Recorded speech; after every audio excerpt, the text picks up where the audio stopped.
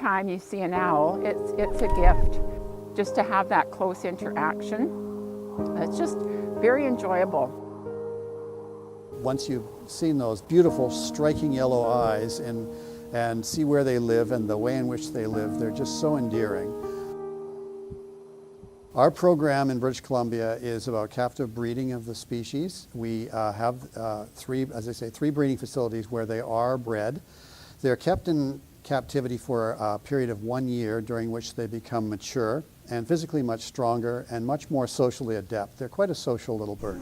Then we do a quick health check. We look at the wings, look for feather damage.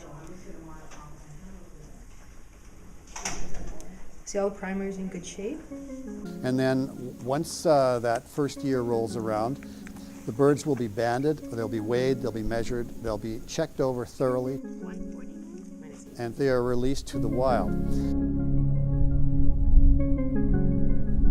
So the cages are actually here for the birds because they've come out of captivity. This just helps them when they're in their transition, because during release time we catch them all up, we process them, it's fairly stressful.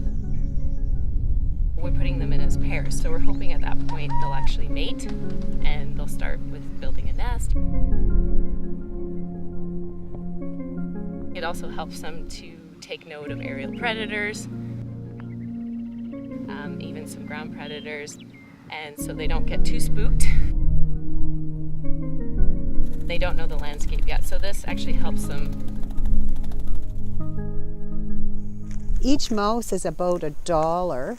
And we put out here 62 pieces of food every day, plus 2 extra for the education birds. So, like, that's a lot of money when you add that up over the year.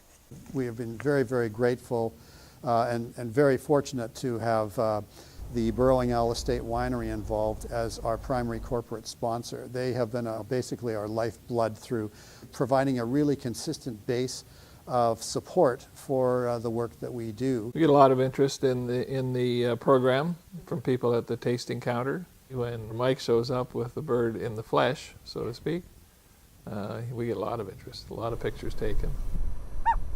You listen to somebody from a football team and they're down at halftime, and they'll come out and say, well, you know, you got to do the next, you got to take one play at a time, one step at a time.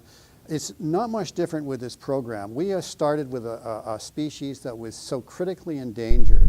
We had really no concept of anything to bring them back. We learned painstakingly the processes by which we could produce owls very regularly.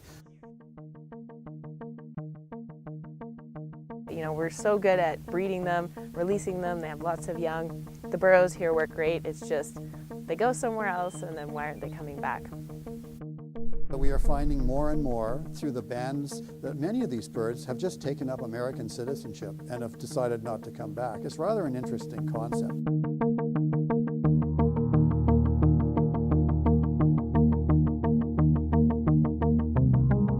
Eventually, we hope to have a sustainable population once again in the areas in British Columbia where they once lived.